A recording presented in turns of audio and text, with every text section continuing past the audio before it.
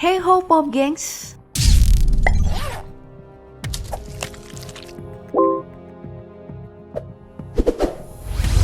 Bagi umat muslim, masjid adalah rumah Allah yang fungsinya sebagai tempat bersujud, menyucikan hati, dan menenteramkan jiwa. Di luar dari itu, aku ingin berbagi pengalaman beberapa kejadian di masjid yang menurut aku cukup mengejutkan. Beberapa mungkin akan butuh penjelasan dari kalian semua. Jadi, simak sampai habis dan berikan pendapat kamu di kolom komentar ya.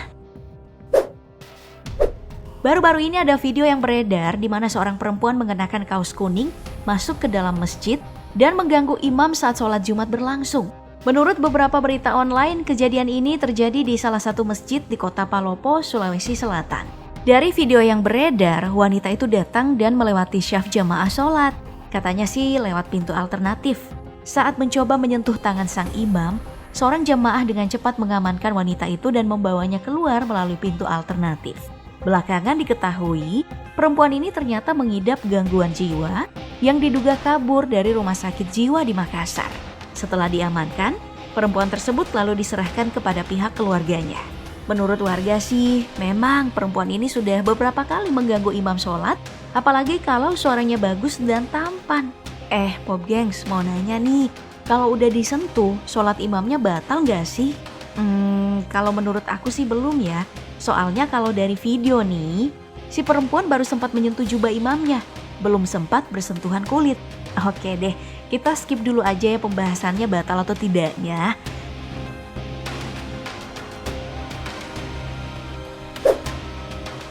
Karena ada kejadian yang bikin heboh lagi nih di Sulawesi Selatan. Tapi kali ini kejadiannya di Kabupaten Bulukumba saat masuk waktu sholat Jumat. Saat itu jemaah sedang duduk sambil menunggu waktu sholat Jumat masuk. Tapi tiba-tiba dari atas ada seekor ular jatuh tepat di antara jemaah. Karena kaget, jemaah pun langsung berhamburan. Untungnya salah seorang pria dengan cepat mengambil tindakan. Tapi yang menarik dari peristiwa ini adalah seorang jemaah yang mengenakan jubah dan serban merah tetap khusyuk sholat sunnah. Padahal salah seorang jemaah nyaris menabraknya. Wah, patut dicontoh nih. Dalam keadaan apapun, tetap harus khusyuk sholatnya. Kalau aku sih bakal lari lah.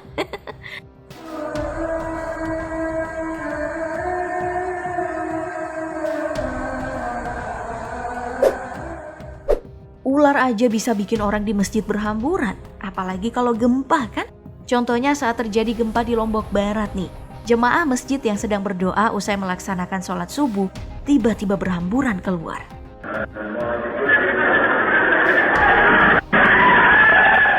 Bagaimana tidak, gempa saat itu berkekuatan 4,6 magnitudo yang bahkan dirasakan hingga ke kota Mataram. Tapi ada juga sih yang mencoba bersikap tenang. Ada satu kejadian di Bali yang juga mendapat banjir pujian. Seorang imam tetap khusyuk sholat saat gempa dengan kekuatan 7 skala Richter mengguncang. Imam ini hanya berpegangan di dinding masjid, padahal dari kamera terlihat bangunan udah bergoyang. Tidak ada sahutan amin, karena beberapa jemaah sudah berlari menyelamatkan diri. Tapi imam ini tetap melanjutkan sholatnya. Sang imam juga melanjutkan bacaannya dengan melafalkan ayat kursi.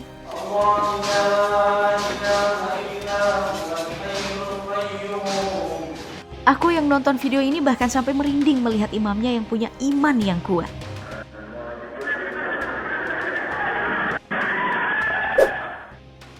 Tapi ada satu kejadian yang membuatku punya pertanyaan besar.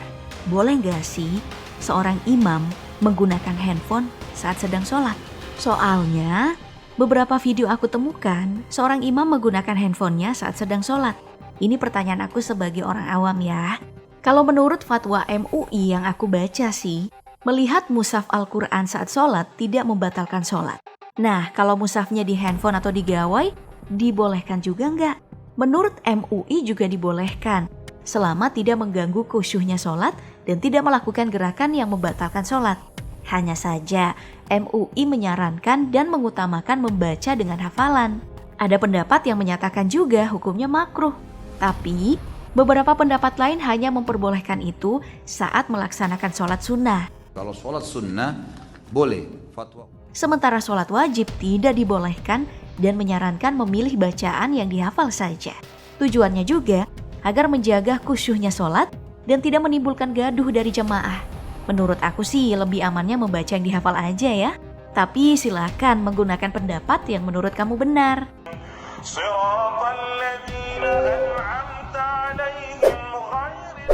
Oke, kali ini aku mau nunjukin kejadian aneh di dalam masjid nih.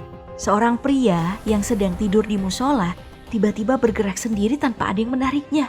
Bahkan dalam rekaman video, pria itu terseret keluar dari masjid. Banyak yang berpendapat sih kalau pria itu ditarik oleh makhluk halus. Bukan sekali kejadian seperti ini terekam kamera. Seorang pria yang sedang tertidur juga tiba-tiba seolah ditarik oleh makhluk halus. Kaki dan tangannya juga terlihat ada yang menarik. Bahkan saat bangun, pria itu tampak sangat kebingungan. Mengenai apakah pria itu ditarik makhluk halus, walau alam ya. Mengenai hukum tidur di masjid atau musola sih ada yang melarang dengan alasan menjaga kebersihan dan kenyamanan untuk beribadah. Tapi ada juga yang memperbolehkan dengan catatan menjaga kebersihan dan kesucian masjid.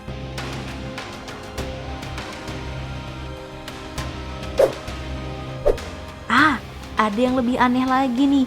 Warga setempat di Depok Tengah menggelar selawatan sambil memainkan rebana. Tiba-tiba ada sosok penampakan putih melintas di luar masjid. Dari video yang beredar, ditulis caption kalau itu adalah penampakan pocong. Sontak, hal itu mengundang komentar dari warganet. Ada yang meragukan caption itu, tapi ada juga yang membenarkannya. Meski mengundang perdebatan, penampakan sosok itu terus ramai diperbincangkan bahkan di Twitter. Video ini bahkan udah di-retweet lebih dari 10.000 kali. Tapi menurut salah satu akun sih mengonfirmasi kalau jalanan yang ada di depan musola itu miring. Yang lewat berwarna putih juga memang ada. Tapi menurutnya sih itu adalah orang yang sedang jalan sambil menggaruk kepala. Aku sih pastinya sependapat dengan akun tersebut ya. Jangan terlalu cepat percaya dengan berita yang beredar. Kalau menurut kamu?